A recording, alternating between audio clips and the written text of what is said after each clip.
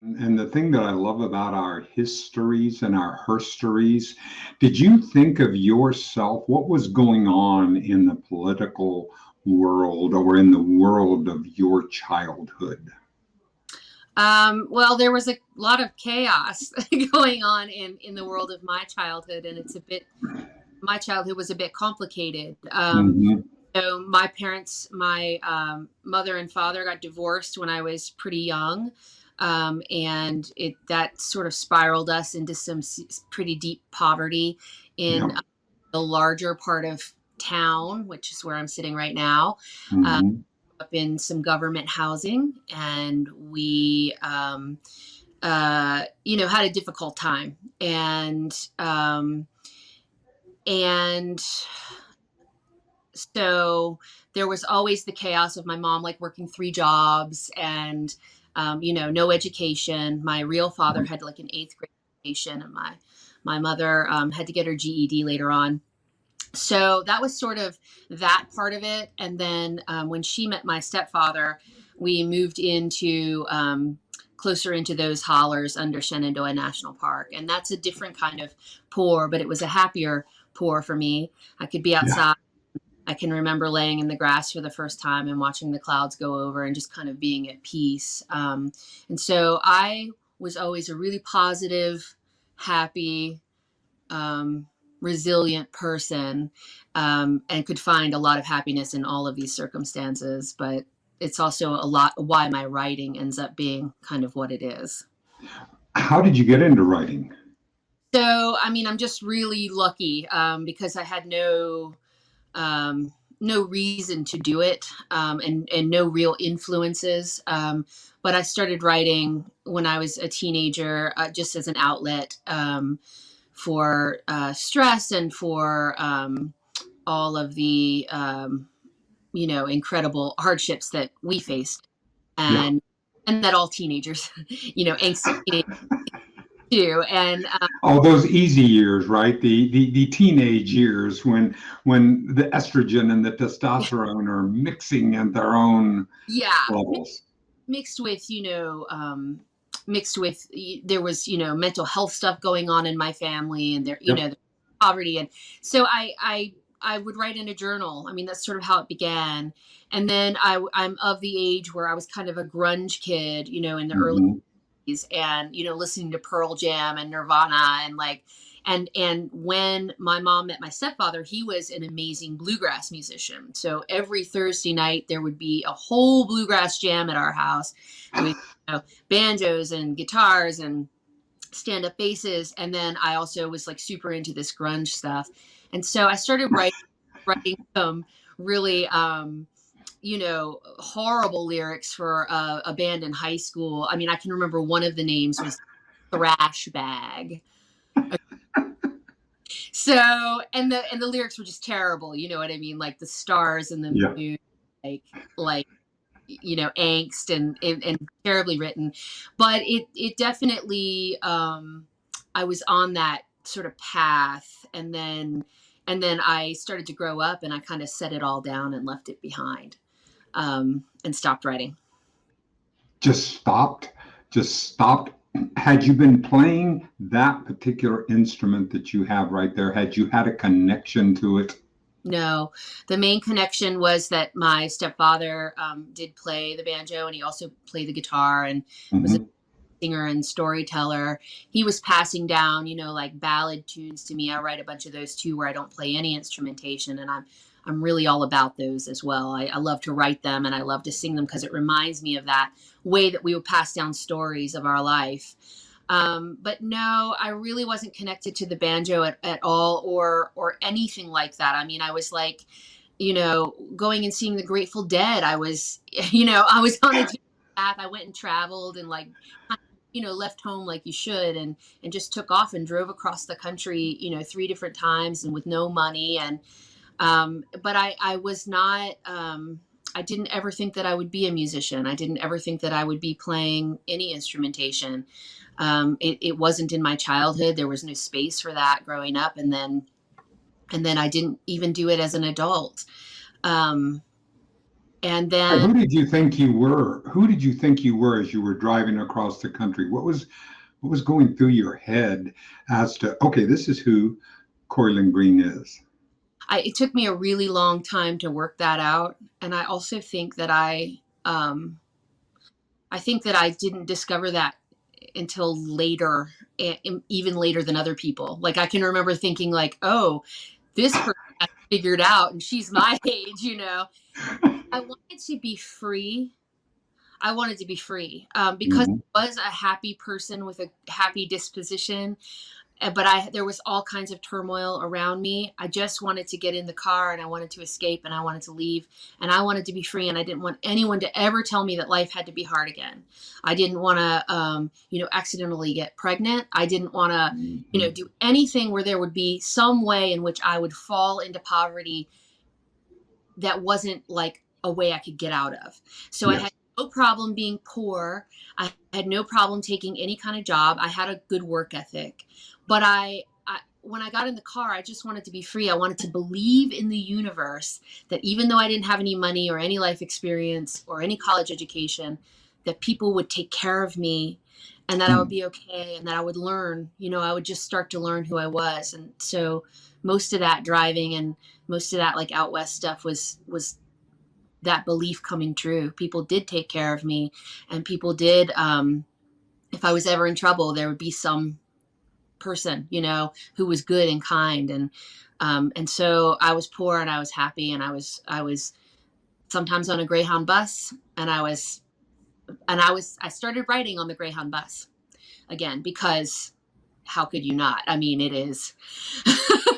I mean, it is such a, I mean, it's just such a conglomeration. I have spent many, many hours and days on bus trips and it's such a really interesting conglomeration of people.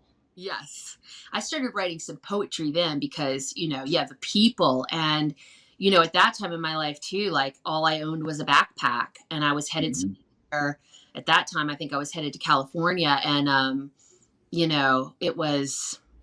it was just, it was another life. It was a life I recognized. It was like poor people in the city. Mhm. Oh, and so there was something I recognized and there were things I didn't recognize, and Did you relate all to across cultures that to be black and to be poor, to be brown and to be poor, to be white and to be poor has different uh, exit strategies and different ways of doing it? Did that relate to you? I mean, certainly on the bus, because the bus is such a microcosm of racial integration on a bus. um so what I would say is um I originally, grew up in a neighborhood that was pretty diverse. But obviously when I got into the holler, it was not diverse at all. Right. And so what I would say about that is that I think I have understood um, that being poor and being white is a really different thing than being poor and being of color. Because we were all doing the same escapisms. We were Hmm. all, trying to get out of there. We were all doing things we shouldn't have been doing. I knew plenty of people who were selling drugs, Yep. but ultimately, the people of color went to jail, and Yeah. the who weren't of color usually could either get out of that, or in my case, I could be very careful that I didn't have too much of an accent, country accent. I could be Yes. very careful that, um, I could do certain things, but because of my skin color, I could just meld into a world where you didn't know that I didn't have an education, where you didn't know that I had come from that. And that was my exit strategy for a long time. And only in self-reflection now do I realize what a privilege that is, and that's not true for everyone. And Yeah. it let me out the door. It really did.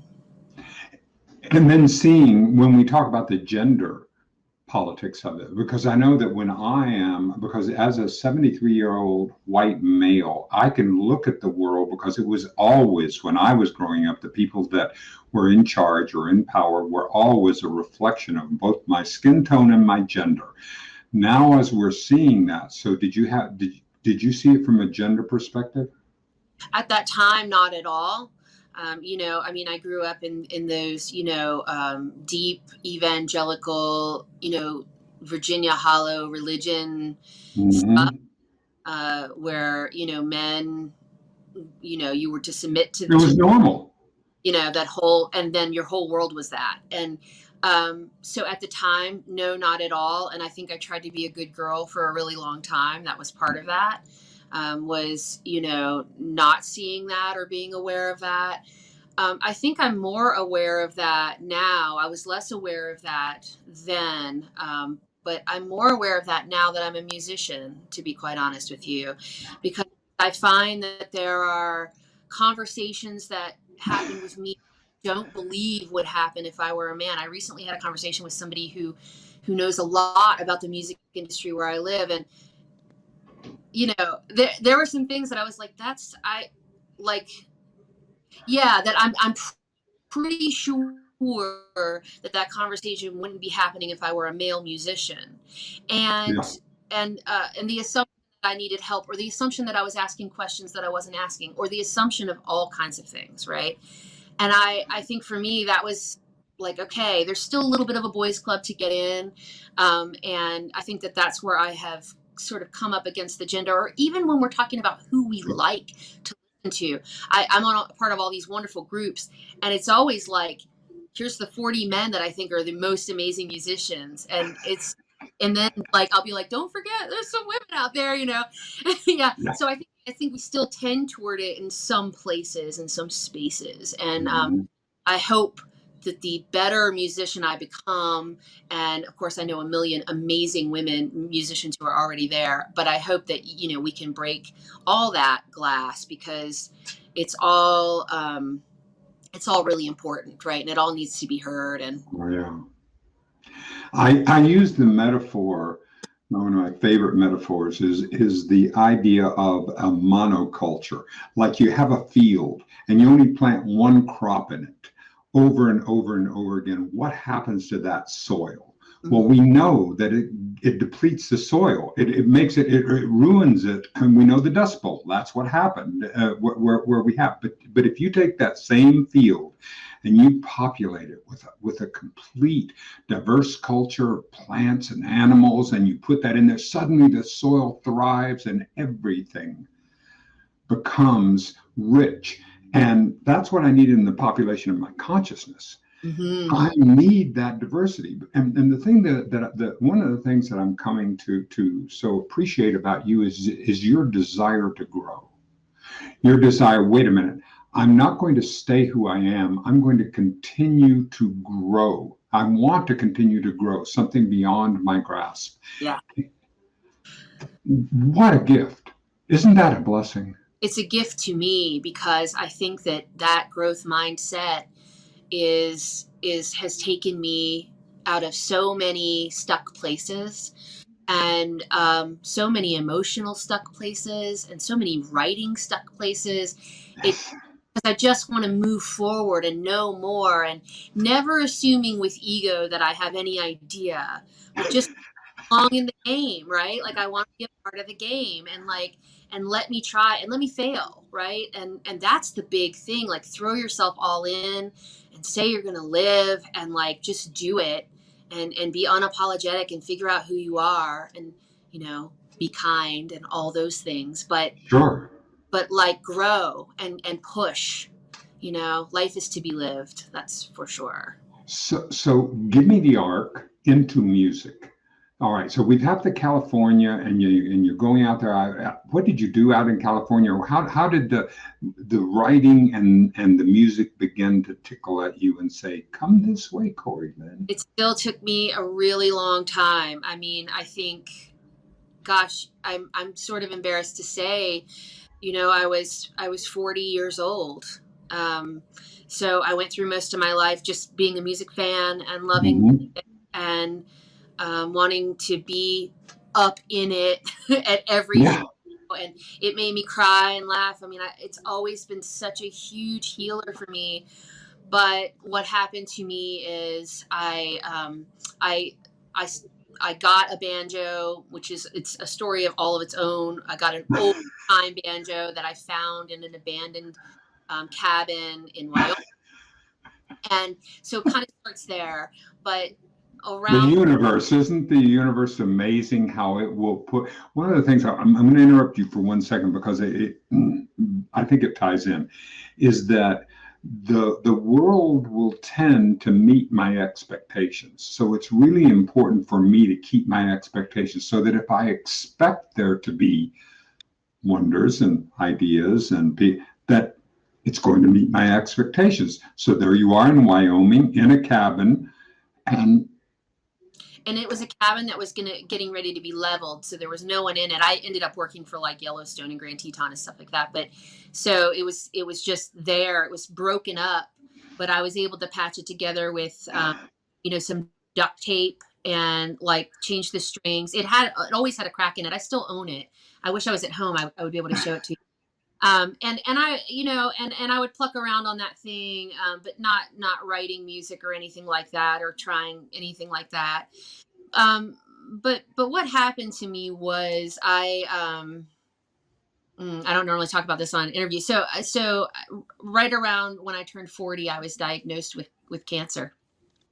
And so this major thing happened, and yeah, I had been playing around with the banjo. I had started my own like little beginners bluegrass jam at my house every Thursday night. I was getting really into the music and was being really well supported by some amazing other musicians. And I got sick, and wow, life-changing sick.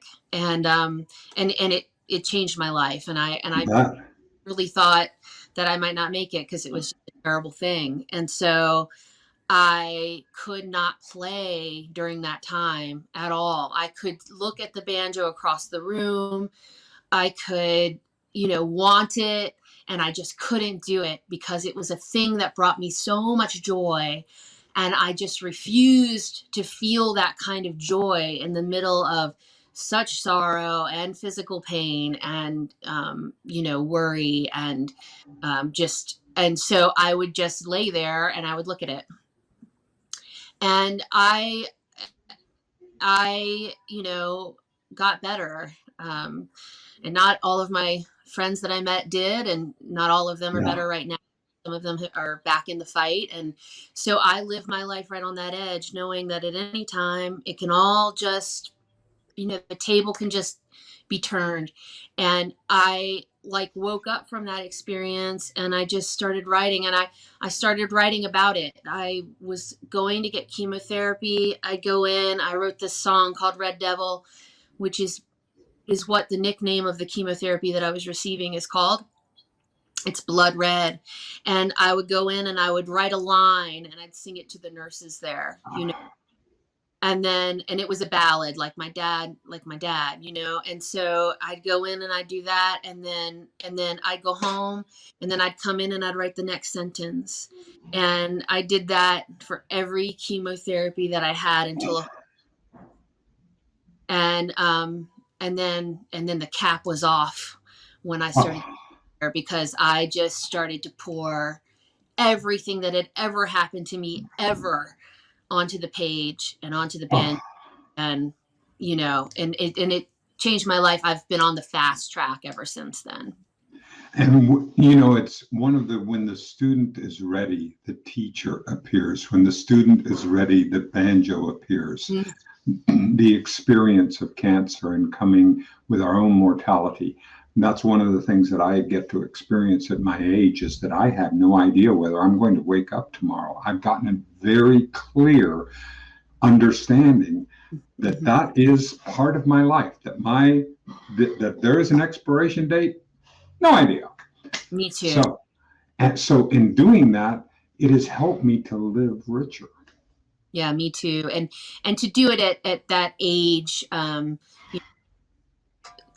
really 3 years ago, I was still in it, but 4 years ago. And I think in some ways I'm really grateful.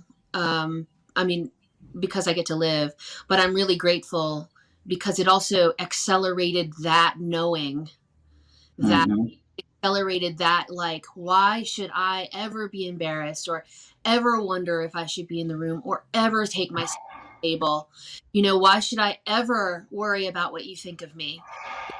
I want to squeeze this juice out of life, and I just want to be alive. And that's what every day, that's what I want to do.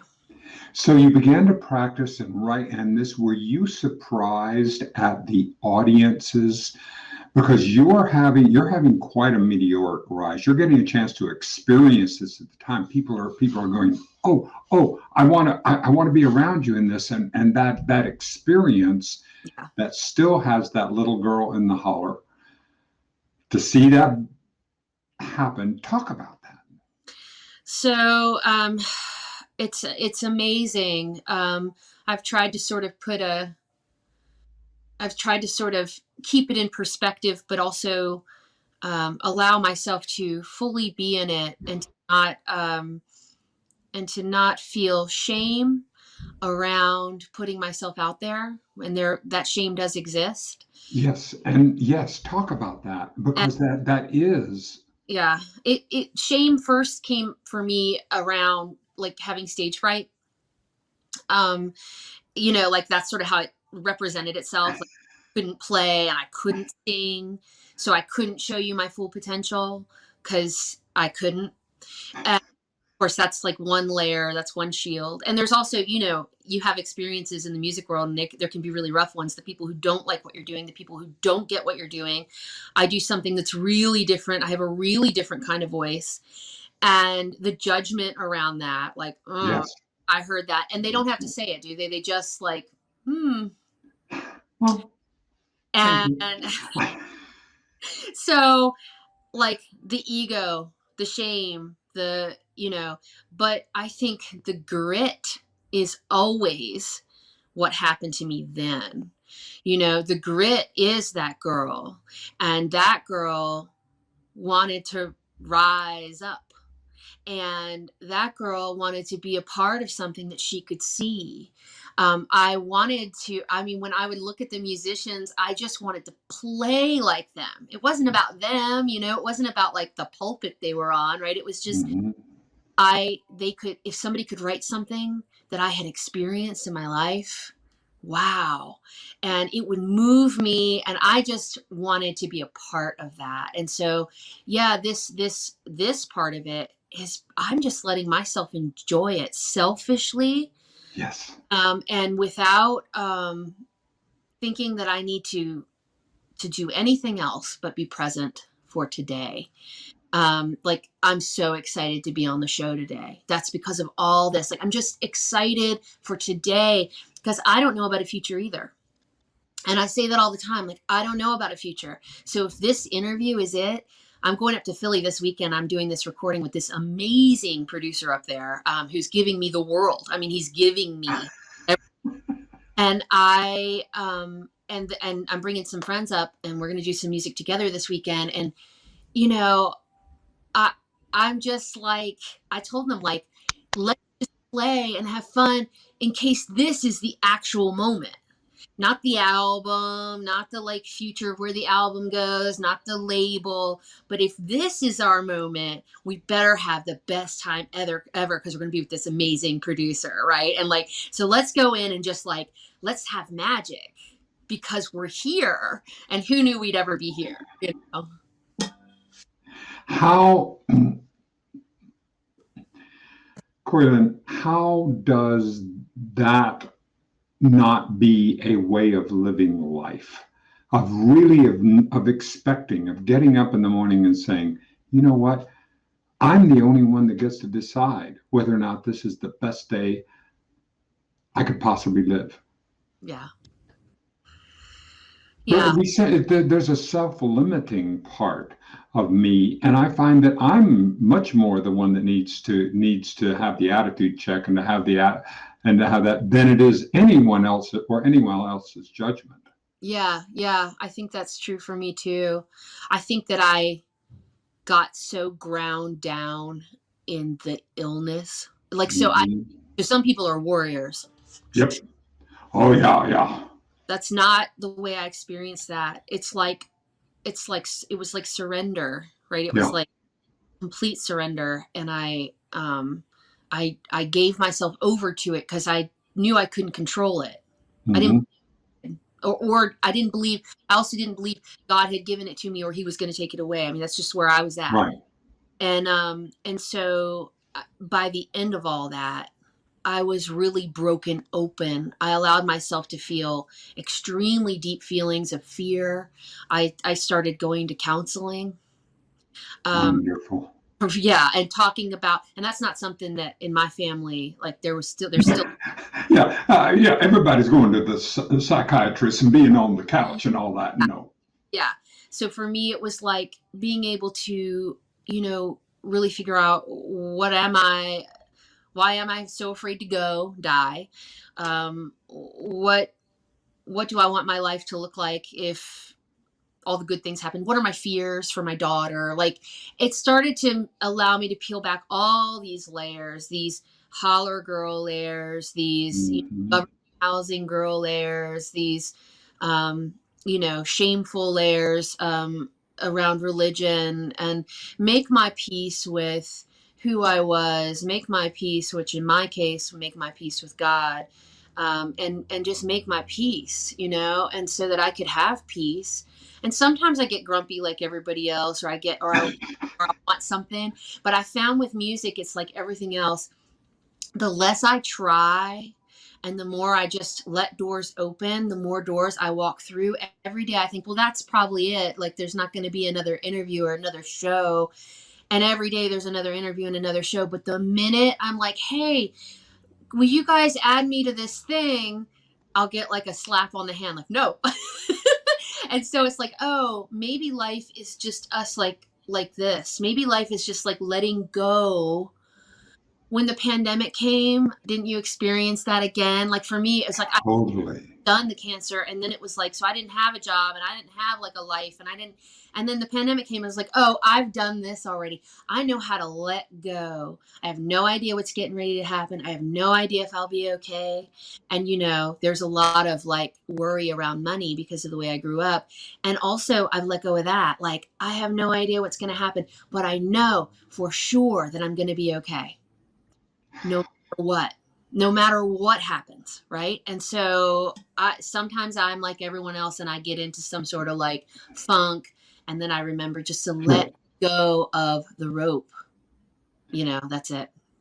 That is such a that there is a flow of life. When they talk about the Tao, or you talk about that there is a flow, and I know when I'm in it and when I'm not in it is such a subtle thing, but in order to be able to get right there. Yeah, it makes all the difference if you can kind of like get there. And you have to like kind of, I think you have to keep experiencing the not flow, and then to go, God, why do I keep doing this to myself? Why do I keep forcing a thing, Yeah. because maybe I'm not ready and maybe I'm not there. And I do believe there's some other universal, like, feeling, energy, whatever we want to call that, that says, here, if you're ready, take a step, but just gently take it, Yeah. just take it, and be real. Like, Yeah. that thing, like, be real, because how much time do we spend making sure that you like me, Dennis, or making sure that Yep. like